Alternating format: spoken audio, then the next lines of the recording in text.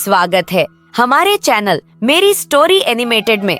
आज हम आपके लिए लाए हैं कृष्ण की एक और रोमांचक कहानी।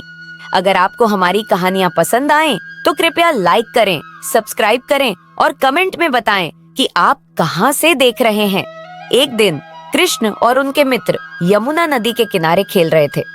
अचानक गांव के एक बूढ़े व्यक्ति ने दौड़ते हुए आकर बताया, बच्चों, नदी में एक विशाल राक्षस देखा गया है।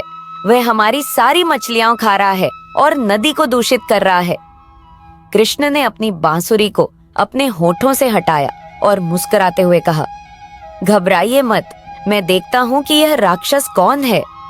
कृष्ण के दोस्त चिंतित थे, लेकिन वे जानते थे कि कृष्ण कोई भी चुनौती का सामना कर सकते हैं। कृष्ण अपने मित्रों के साथ नदी के पास पहुंचे और वहां उन्होंने देखा कि पानी के नीचे कुछ हलचल हो रही है। अचानक एक बड़ा राक्षस जो दिखने में नागिन जैसा था, नदी से बाहर निकला। उसके शल्क धूप में चमक रहे थे और वह डरावना लग रहा था, लेकिन कृष्ण ने अपने चेहरे पर कोई डर नहीं दिखाया। कृष्ण ने अपने दोस्तों को पीछे हटने के लिए कहा और धीरे धीरे नदी के किनारे जाकर राक्षस से बोले, तुम कौन हो और इस नदी में क्यों उत्पात मचा रहे हो? राक्षस ने कहा, मैं इस नदी का रक्षक हूँ, लेकिन मैं बहुत भूखा हूँ, इसलिए मैंने मछलियों को खा लिया। कृष्ण ने सोचा, यदि इस राक्षस को भोजन की कमी के कारण गुस्सा आ रहा है, तो हमें इसे खाने के लिए कुछ देना होगा।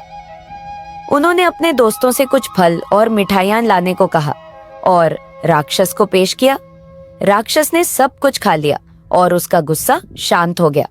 राक्षस ने कृष्ण से कहा, धन्यवाद छोटे बालक, अब मैं वापस नदी में चला जाऊंगा और किसी को नुकसान नहीं पहुंचाऊंगा।